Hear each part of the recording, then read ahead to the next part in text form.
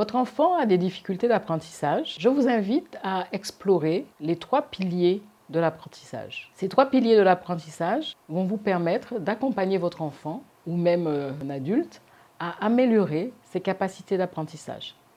Quels sont ces 3 piliers?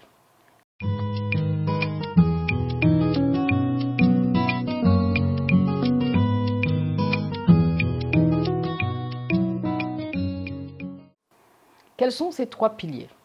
Il s'agit de l'attention, de la compréhension et de la répétition.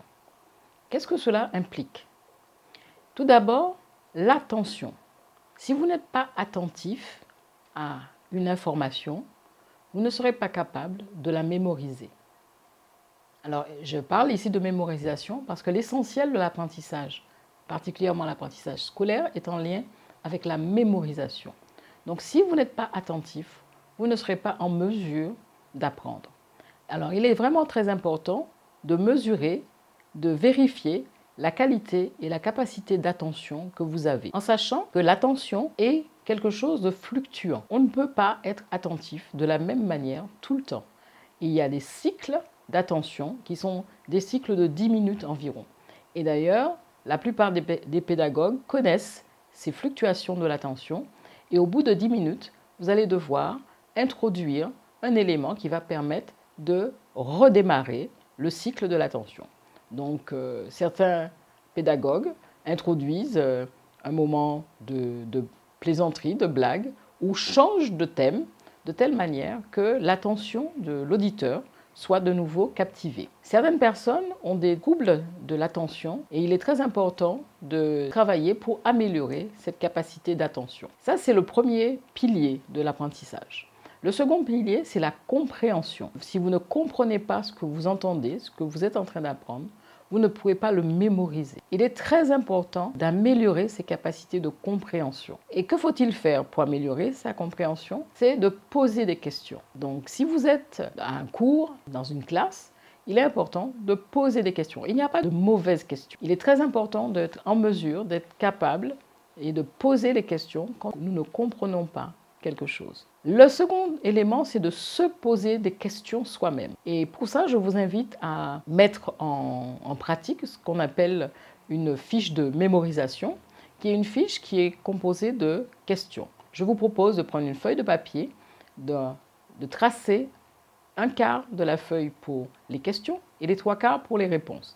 Et vous allez vous-même vous poser des questions sur ce que vous avez entendu, sur le cours que vous avez suivi précédemment, et vous vous posez des questions très simples, vous les écrivez, et ensuite vous cherchez les réponses que vous notez.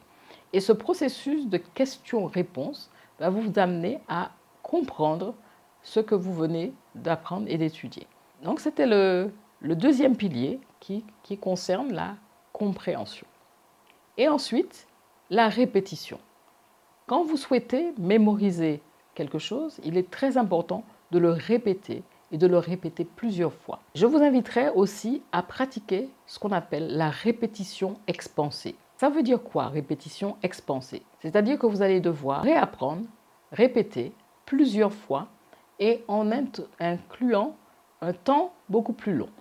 Admettons que le lundi, vous avez appris un cours sur la programmation en informatique et vous avez appris un certain nombre de techniques le lundi. Je vous invite donc à faire votre apprentissage le lundi soir et de nouveau le mercredi reprendre cet apprentissage. Entre le lundi et le mercredi, vous avez un jour. Et ensuite, je vous propose de faire un apprentissage numéro 3 qui est un apprentissage que vous ferez par exemple le samedi ou le dimanche. Donc le nombre de jours entre chaque apprentissage augmente. Et comme vous le voyez, un apprentissage n'est pas suffisant. Il est important d'en faire au moins 3 et d'augmenter le temps entre chaque apprentissage. Et là, vous allez permettre aux informations que vous êtes en train d'apprendre de se stocker dans la mémoire à long terme et donc d'être une information que vous pourrez réactiver autant pendant une durée très très longue.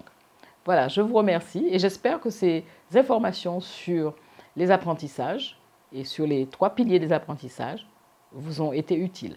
Moi, Samiria, vous remercie.